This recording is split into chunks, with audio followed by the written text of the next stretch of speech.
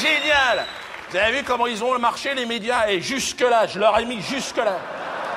Bon, j'étais pas tout seul, hein, mais j'étais obligé. Et tu sais combien ça coûte une campagne promo sur TF1? J'ai pas les moyens, je suis fini, moi. Donc, faut être inventif, faut trouver des astuces. Donc, attends, donc il fallait que je trouve une combine.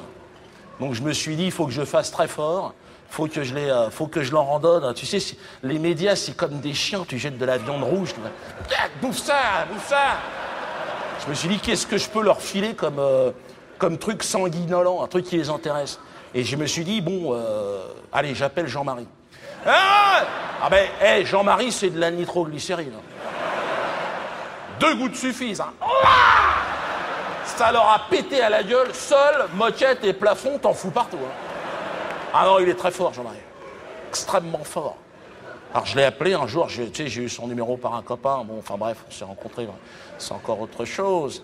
Et pourquoi tu me poses cette question? Quelque part, ferme ta gueule, quelque part. Mais non, mais attends, c'est pas son spectacle, le mec.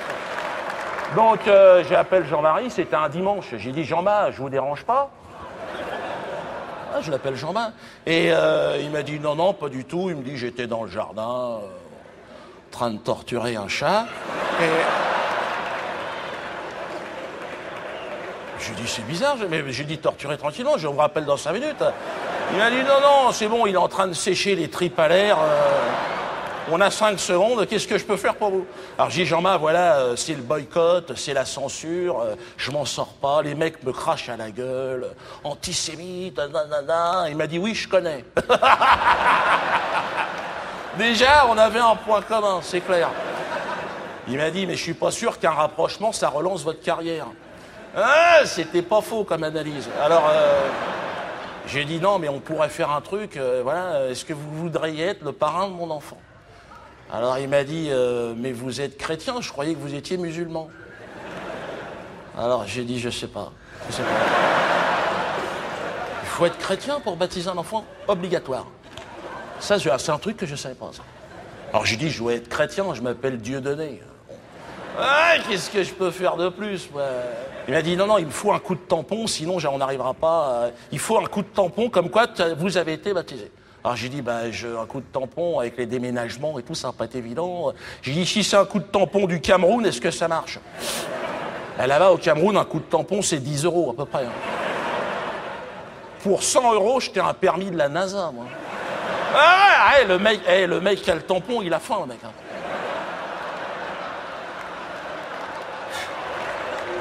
Il attend, il est avec son tampon. Qui veut un coup de tampon? Ah ben non, mais attends, t'es malade, là-bas c'est comme ça. Hein. Et donc il m'a dit, bon, je vais arranger le coup. Par contre, il faut un nouveau-né. Pour un baptême, t'es obligé. Hein. Alors j'ai dit, bon, oui, ça j'ai ce qu'il faut. J'en avais un tout frais démoulé du matin. Un petit garçon, toi, il était bien. Il me dit, il s'appelle comment? J'ai dit, Judas. Ah non, là il m'a dit, non, on va se faire choper, on va être emmerdé. Je voudrais pas avoir l'église catholique sur le dos non plus. Il me dit, vous en avez pas une autre, vous êtes africain, vous devez en avoir un paquet. Ah, c'est pas faux, j'en ai 5. Alors je lui ai dit, oui, j'en ai une petite, là, qui est juste derrière, là. Tu vois, elle marche à peine, quoi. Plume, on l'a appelée Plume. Tu sais, la 5e, t'as plus tellement d'idées.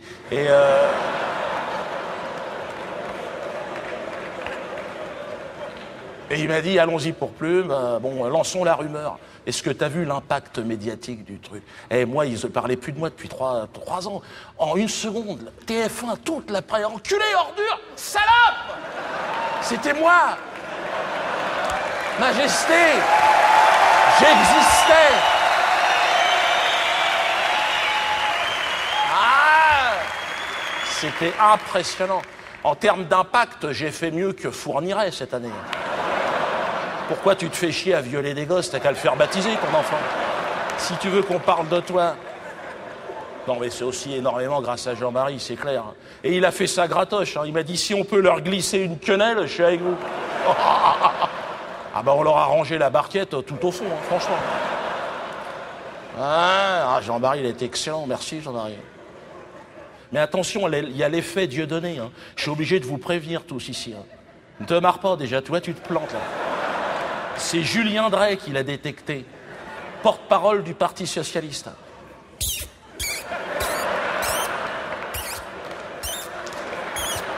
Dernier étage.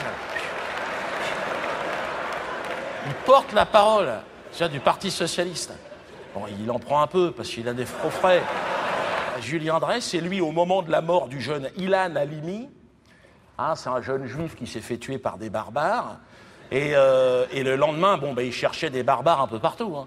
Bon, moi, j'avais un alibi, j'étais sur scène. Mais l'autre, il m'a chargé, Julien. Premier micro qui lui tombe sous la main. Il le teste, tic, tic.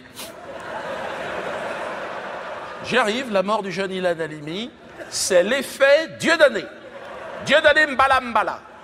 Alors, moi, j'ai été voir directement un juge. J'ai dit, à cause de Julien, ils veulent nous cramer. Le juge a dit, dégage, fous le camp. Sois déjà content de bosser, toi. Pardon.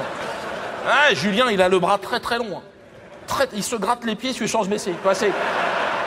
Ah non, c'est pour ça, moi, maintenant, je fais gaffe. Hein. Parce que dans mon spectacle, si tu veux, ça s'appelle l'effet du... Tu te marres dans mon spectacle. non, ferme-la. Ferme-la à tout jamais, physiquement. Le problème, c'est qu'il y a un effet, Dieudonné. C'est-à-dire qu'à un moment donné, tu ris, mais non, il y a un effet qui arrive par derrière.